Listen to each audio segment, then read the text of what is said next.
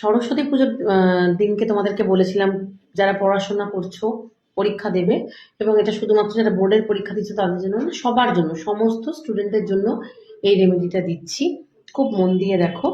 যে জিনিসগুলো জোগাড় করে রাখতে হবে সেটা হলো একটা সোনার জিনিস, যে জিনিসটা একটু মুখটা একটু শার্প এজ, মানে মুখটায় একটা খোঁচা মতো জায়গা আছে। সেটা ওই কানের দুলের পিছনের কাঠিটাও হতে পারে। আমি মনে হয় বোঝাতে পেরেছি।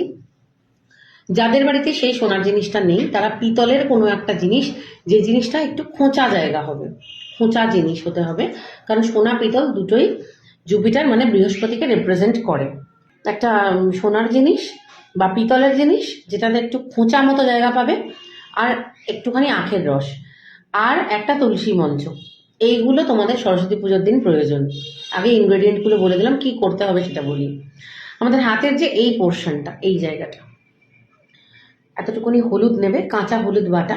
সেই কাঁচা হলুদ বাটার মধ্যে সকালবেলা সরস্বতী পুজোর দিন মা সরস্বতীকে পুজো দিয়ে তোমাদের অঞ্জলি দেওয়া হয়ে গেলে মা সরস্বতীর কাছে প্রার্থনা করতে করতে সেখানে বসে থেকে ওই গোল্ড বা পিতলের খোঁচা মতো জায়গাটাকে কাঁচা হলুদে ডুবিয়ে হাতের এই পোর্শনটাতে এম, এ বাংলায় এ, উপরে চন্দ্রবিন্দু, এং, এং লিখবে 18 বার।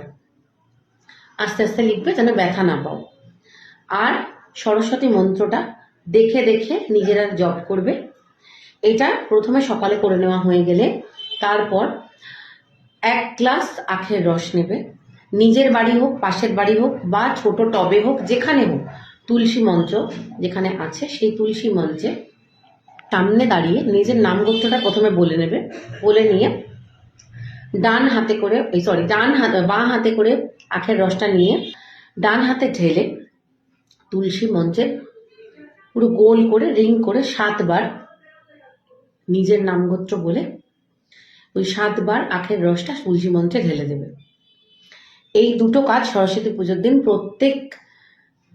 প্রত্যেক শিক্ষার্থী যারা বড় কোনো পরীক্ষা দিচ্ছ বা বাড়ির ঘরোয়া অ্যানুয়াল পরীক্ষা বা বার্ষিক পরীক্ষা দিচ্ছ তারা প্রত্যেকে করবে।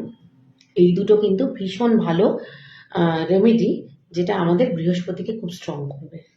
সো রেমেডিটা কেমন লাগলো জানিও, আর অবশ্যই সরস্বতী পুজোর দিন এটা করো।